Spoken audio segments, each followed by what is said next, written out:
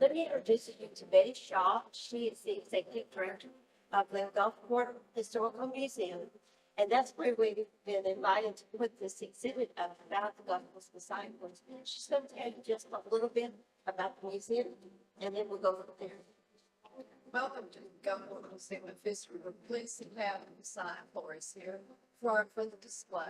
The Gulfport Museum of History is located in the 1904 train station.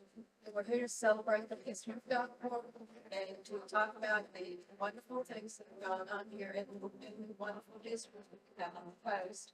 It's so good to have a sign for us history here because it fits right into our place in the community and their place in the community. Thank you.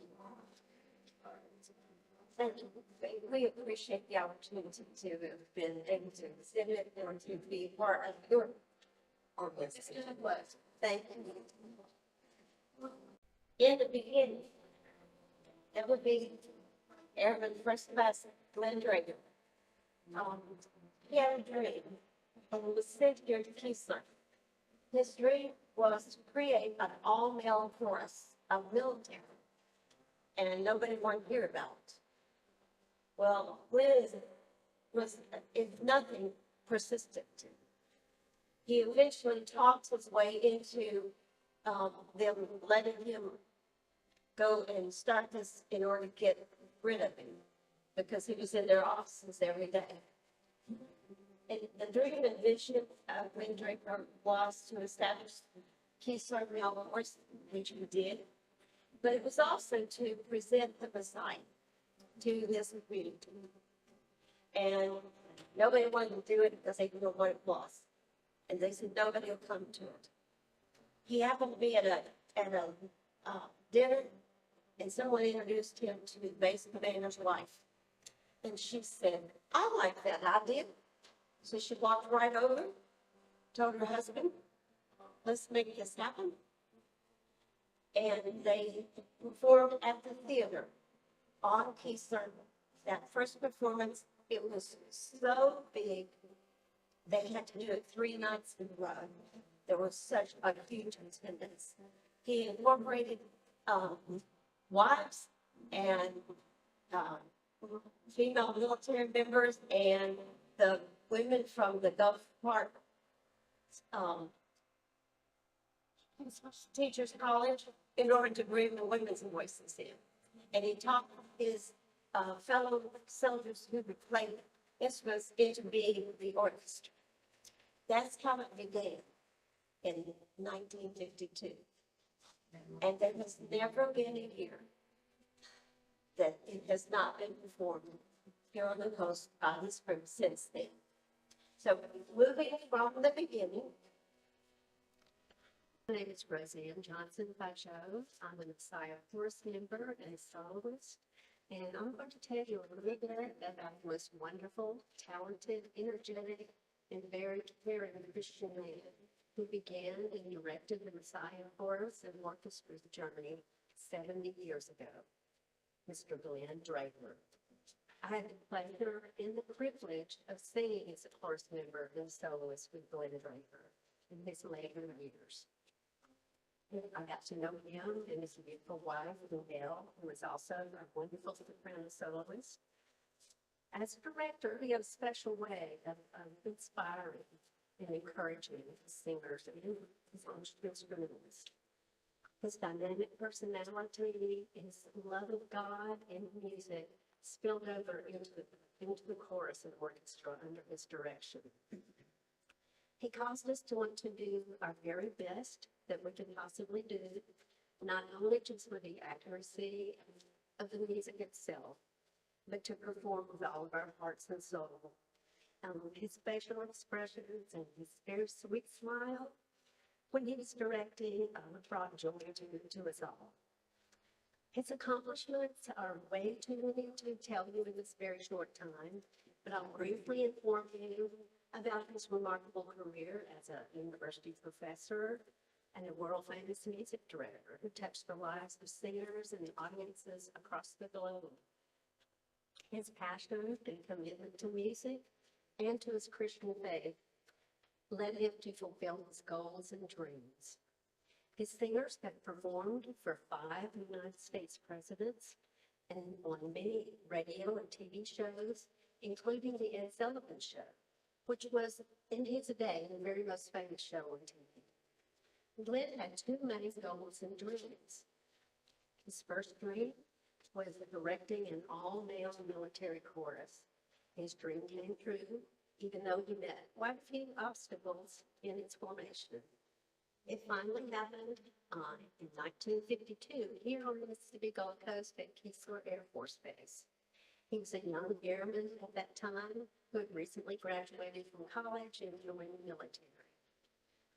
The Keesler Air Force Base male chorus started doing radio and TV performances in New Orleans, and eventually doing weekly shows on NBC's national network.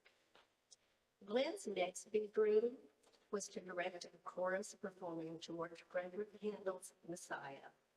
His dream and a lot of hard work, including adding female singers from along the coast and Gulfport College to form a mixed chorus, and also an orchestra to be able to perform among the Messiah was finally achieved. The performance was shown nationally on the NBC network. Eventually, the military could no longer fund the Messiah Chorus and Orchestra, so it was moved off base into the coastal community. It was so exciting when Glenn came back, he would return to Mississippi and direct the Hallelujah Chorus. He returned on our 50th and 60th anniversary, and also on our 61st through the 64th anniversary. This is just a very brief synopsis of such a great man's life. There would be no Messiah Chorus, no Gulf Coast Messiah Chorus, if it were not for Glenn Draper. And the chorus has continued to this day for 70 consecutive years. Thank you. Good with you. Okay. Hey, I'm from George, Connecticut.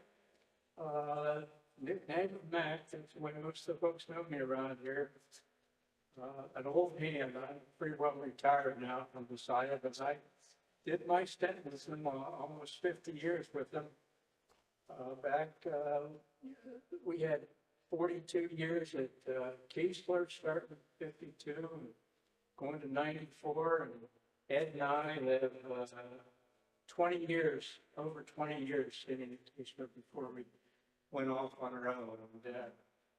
And it was a great experience, but it was a real challenge when we went off on our own. We had kind of a surprise 1994 spring concert, which we never had before. We had a retired colonel from the Air Force who had sung with us for years. I shouldn't say sung with us, but he sang with the chorus going back to the days of Glenn Draper. And he was kind of in and out on duty, and at this time he was stationed locally. And he had his good bass soloist, and he advised us that we were going to have a spring concert and that we would no longer be performing at Keesler Air Force Base. And that kind of was a surprise, as Ed and I had, been very devoted to the chorus.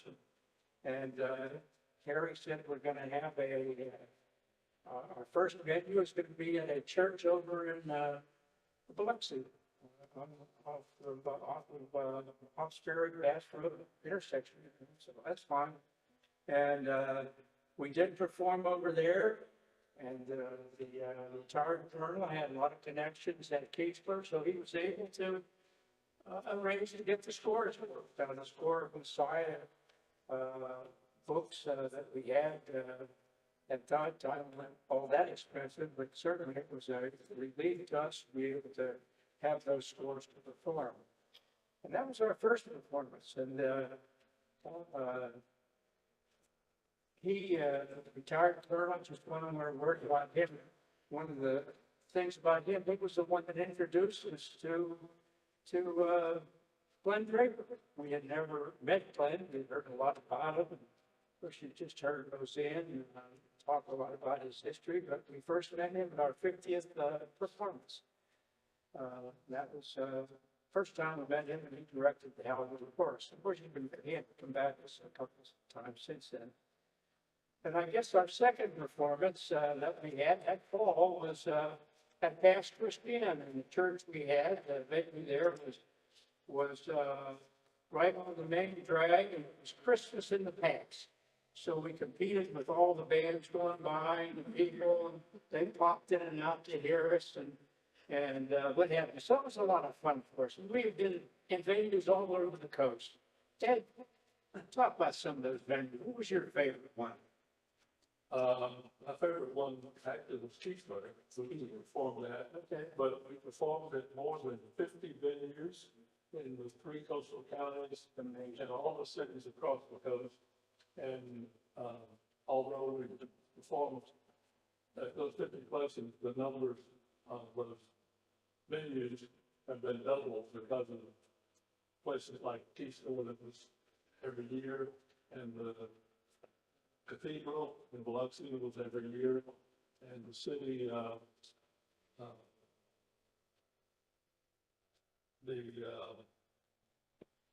we're trying to think of, whatever.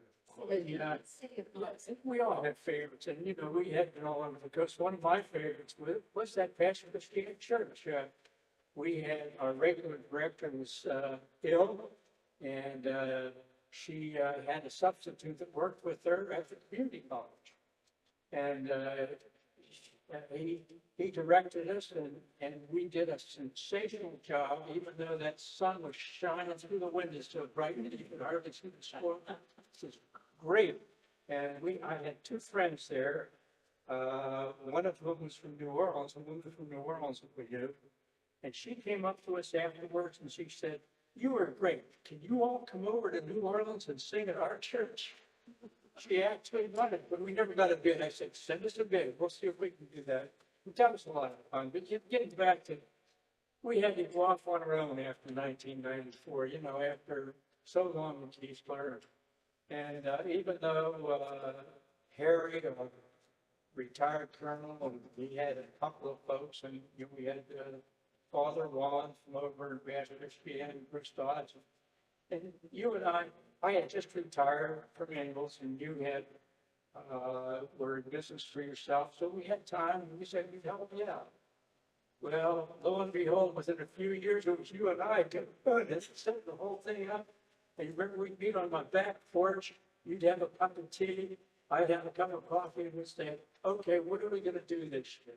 And so we'd go from there, and we alternated, going back and forth. You do it this year, I'll do it this year, back and forth. And the big thing, of course, always was fundraising. And I know that you and I were much involved with fundraising. We had a lot of grants. What were some of those? Grants, yeah. Mississippi Arts Commission. Mississippi Arts Commission And Baker McCarthy Foundation. Baker McCarthy, yeah. And our own funding, Yeah, the Gulfport and those things. yeah, we had to go out and knock on doors. I remember going to Brian McKeith's funeral home every year, and he was always very generous. You know, he sponsored a team, but I'd have to walk through and go through all the people. When I'd get to Jeff O'Keefe, and sit down, and we'd talk. Finally, you know, come down to the meat of it. Jeff, we put a team together this year, but that was good. And you know, one year we had $144. Remember that? And we had 104. We had 2 4-person teams. I'm going to say men because of the women playing too. On each hole, 18 holes with 8 people on each hole. $144, and we turned some down. It was great. And remember, we had Irene came by in a little Scotch hat costume, and she would sell mulligans for $5, 3 for 10, or something like that. Man, that was a real money maker for us. We had really a good thing going for us, and it's still 70 years, 1952 to 2022, 70 years. That guy split a lot of responsibilities. He would be the chairman of the board and I would be the vice chair. And so it was split and take a year off and keep going. And so we put it all together. And right now, I'm the past chair of the board. I was the board chair for 25 years. Yes, we were. And I've also served as editor of the writing for the Republican each year. And those things. And you did a great job on that too. Yeah, we had to go out and add, and you would get the printer right down to the last minute. And you'd come back to me and say, Matt, who do we have as sponsors? I need to get a list of our sponsors. Always the last minute. Anyway, it's been a lot of fun. So, I've sung in the group for more than 4 years. yeah, Sung it for almost 50, right? 49. Well, I had a little couple of years off from there, but 49. More than at all. Yeah. Good afternoon. My name is Randy Simmons. I've been a member of the board for 8 years now on the Lincoln Bay section. For the last 4 years, I've been the chairman of the logistics committee. I know you just heard from Ed and Mac about some of the fundraising efforts that we have to go through every year. Let me tell you what we use some of that money for. The logistics committee is responsible for setting up the physical venue. We get a church or the community college stage or someplace to open up a venue for us. We come in advance, we'll survey it, see what we need to prepare the setting for the course to perform.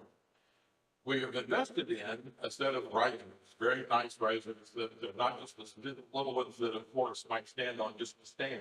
We have big risers, we have chairs during soloist performances, of course, can sit. And it's not a short performance, so we try to spread this out. Many of us are seniors, and we appreciate the opportunity to sit down. We also own a utility trailer that we store all of those risers in. That trailer requires a license plate. That trailer requires insurance. That trailer had to get a new set of tires last year. There is maintenance involved in that. So there's a lot of behind-the-scenes expenditures that the course has to go through year in and year out in order to sustain this operation. It's a great thing. Sometimes we have to go in and set up our full set. Traditionally, our opening performance during Christmas season is at the BVM Cathedral in Biloxi. That requires our whole setup. And besides bringing in the stuff, we bring in some men to help with the labor. This is not an easy job. It takes about 3 to 4 hours to set up the full set at the Cathedral. So, we have to hire labor to help us with that. Again, most of the members of the society, of course, are senior citizens. And like Ed and Mac were talking about, we just don't do some of that hard work anymore. So again, there's another expense involved with labor. Sometimes we'll get to a church that's got a really perfect car loft. We don't have to do anything as far as setting up. Sometimes it's go in and figure it out. I keep a notebook of all the places that we've been and have designs and drawings of the setup and how we did it before. So when we return to that same venue, whether it's me or my successor in the role of the committee chair, we'll pass that information in order to not have to reinvent the wheel. So it's a very labor-intensive logistical operation to support the site, of course, from the background. So we appreciate the support that we get from all avenues of revenue, whether it's the Mississippi Arts Commission or Mako Party or the support, the fundraising events that we have. We appreciate everybody's ongoing support, and we look forward to more decades of providing the management side to the Mississippi Gulf Coast community. Thank you. I'm Kathy Tilley. I'm a longtime member of the Gulf Coast Messiah Chorus and historian for the board of directors. Our newly evolved Gulf Coast Messiah Chorus was ready to move forward, and we called as our musical director, Mrs. Hilda Barnes. Hilda was well known and well loved and respected on the Gulf Coast. She held a master's degree in music and had experience in both academic and church music on the coast. Hilda got us going as a choir and an orchestra and brought attention and new talent to the choir.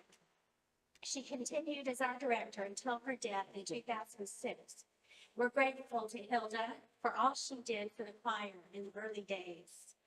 After Hilda, we were directed by Mr. Alan Henson. Alan had a master's degree and was active on the coast in church choirs and also directed the Mississippi Coast Chorale.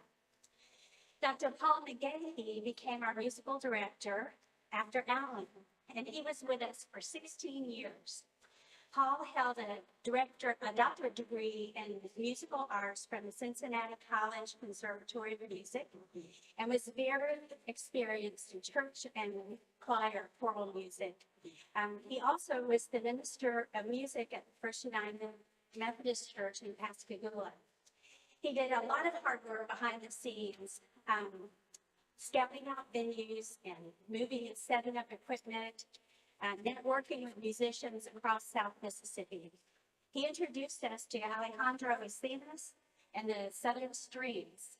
They became the orchestra for the choir, and our continued partnership with them, with these talented musicians, has greatly enhanced our performances for many years. Dr. Paul encouraged soloists and young vocal artists to lend their talents to our performances and to seek out opportunities to be involved in other performing groups on the coast. And we're really grateful for our long association with Dr. Paul. And we were honored, or happy to honor him with the title of Director Emeritus when he retired in 2022. Currently, we're blessed to have Joy Mertens as our musical director. Joy sung with the choir for years, and she became our director in our 70th anniversary year. She has over 40 years of experience directing choirs, ensembles, and orchestras. Her early training was as an organist, and she holds a Master of Music Performance degree in Sacred Music from Loyola. She studied choral directing extensively, and she's directed choral groups performing around the world. We look forward to many years of performing under her directorship. For the past 20 years, our choir has been blessed by the talents and friendship of our wonderful accompanist, Guy Bowering. Guy joined us in 2003, and since then, his remarkable talent has enhanced our rehearsals and our performances. This choir has seen many changes and many struggles through the years. Guy's been a faithful mainstay through the challenges presented by the devastation of Hurricane Katrina and the COVID pandemic. As many choir members struggle through these difficulties, Guy has been a never-failing source of encouragement, friendship, and comfort. We are so grateful for what he brings to this choir. His immense talent enhances our performances. His love for the music encourages us to continue, and his concern and care for the individuals that make up our choir have helped us to stay together and to stay focused. The Gulf Coast Messiah Chorus has been blessed with wonderful leadership through the years. The talented singers who make up this choir are people from varied backgrounds. Some of them have been with the group for many years, and we welcome new singers every season. There are venues to organize, equipment to maintain and transport, soloists to audition, guest performers to organize, programs to print, funds to raise.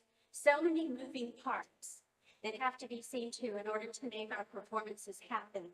Our talented and hardworking directors and accompanists have been vital to our ability to offer music to the people of the Gulf Coast for 70 years. Thank you. Great. In the early days of this choir as a nonprofit, we were greatly assisted by many people in the community. One of those people is Dr. Arthur Matthews. He assisted us by gathering a group of talented instrumental musicians from around the coast. He got them together, he prepared them musically, and he even funded that effort in order to have orchestral accompaniment for the choir. We're very grateful to Dr. Arthur Matthews.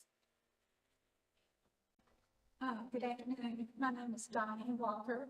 And I have been singing the chorus for a number of years. I can't really count them right now. I'm also a member of the board of directors. I don't think it's been mentioned yet, but the Gulf Coast Messiah Force is a nonprofit organization. So when it left Keesler somewhere around 94 or 95, it was awarded the 501(c)(3) status for nonprofits. The things that have been already shared today emphasize the importance of our connection to the communities that we serve. And we go all across the coast from border to border. We have many opportunities to connect to our community and try to enhance that by providing sing-ins where we invite communities to come and just sing with us as we go through the Messiah chorus. And that's always turned out to be an opportunity to recruit members into our chorus. We also like to reach out, and we have some Christmas carols during the Christmas season at the Bow Lodge. We've done it at the military retirement home. I think there was a session in both Water one time, and they were doing a Christmas production there. So we just try to put ourselves out there into the community as much as possible. I'm going to try to walk around and show you different aspects of our community involvement. You've already heard about our golf tournament, and we have wonderful supporters that help us there.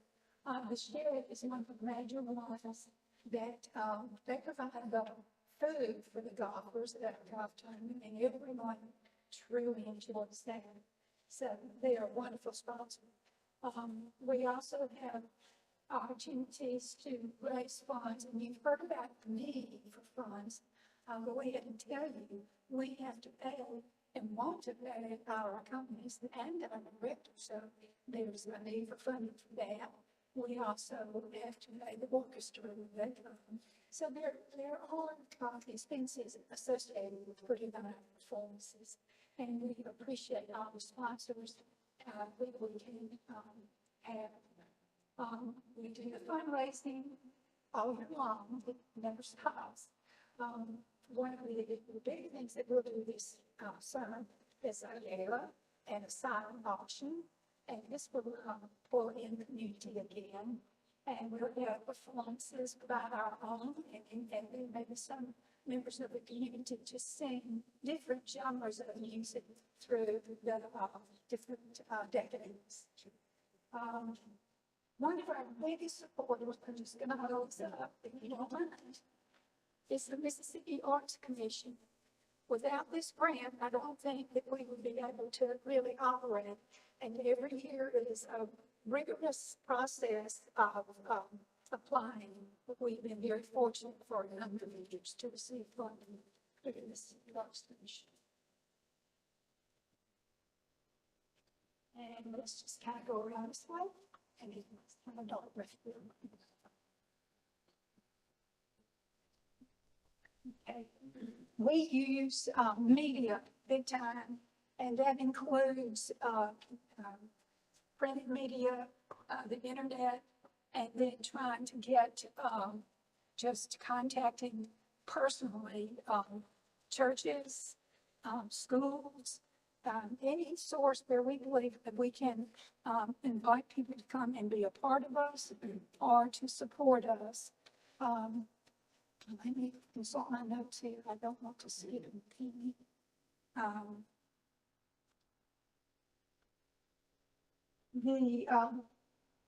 Every year we have a local competition for our young artist, and Donna Snell is going to tell you more about that.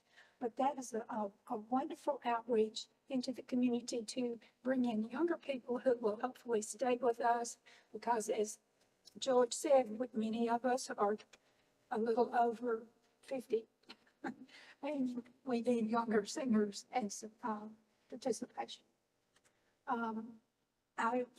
Let me try one more circular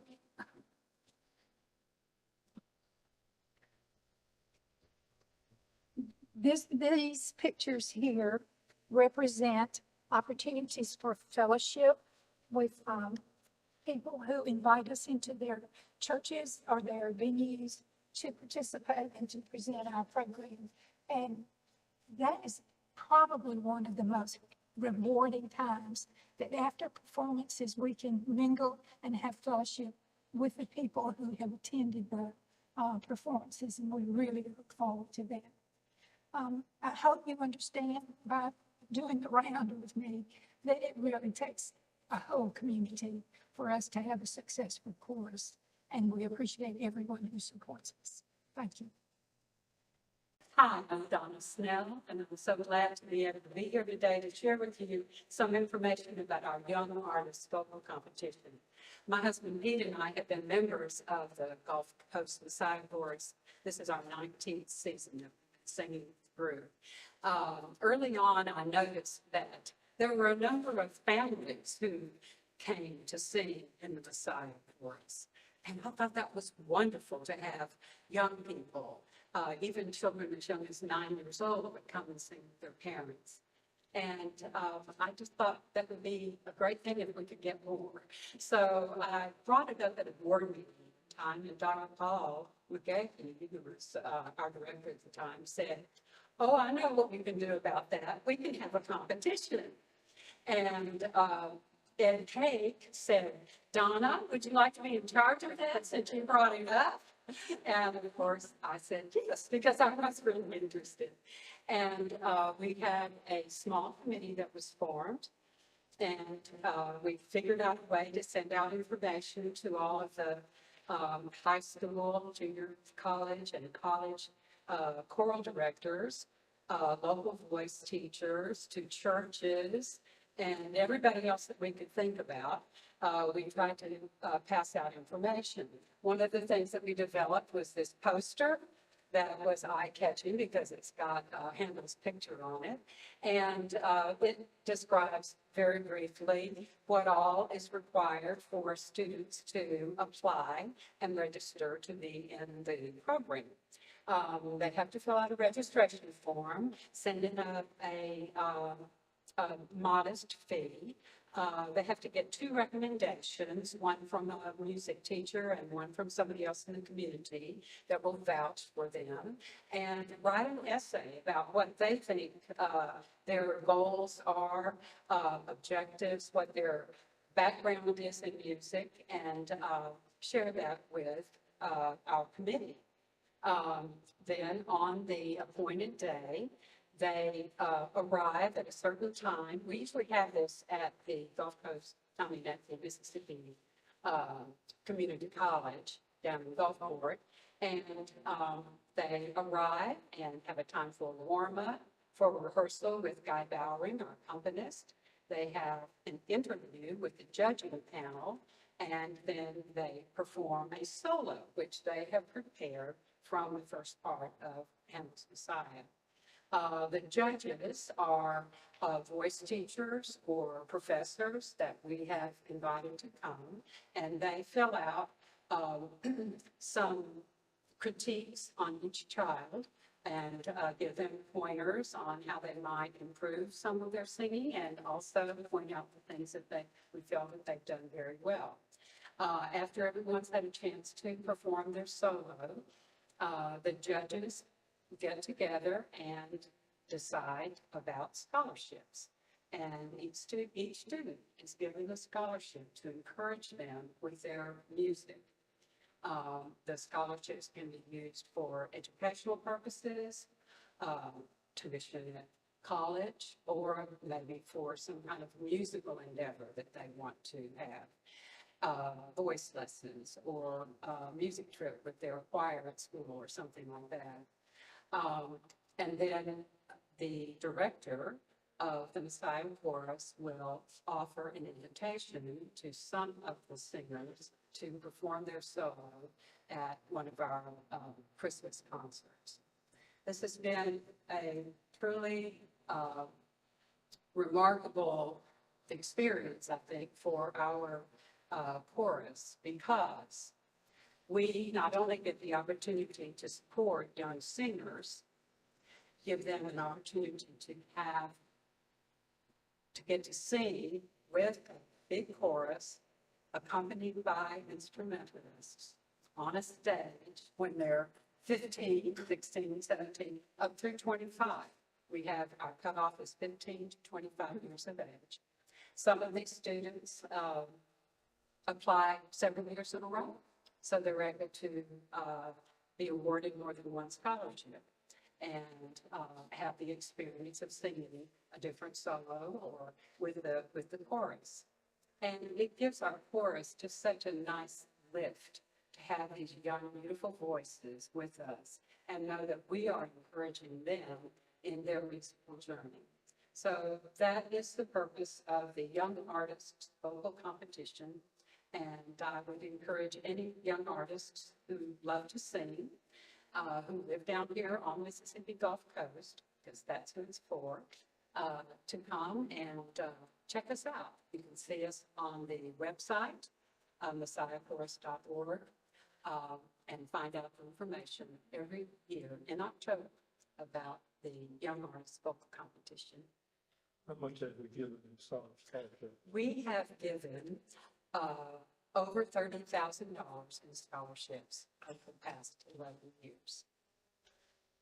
All of the donations for the scholarships come from individuals or sometimes from grants and from fundraisers and very generous people.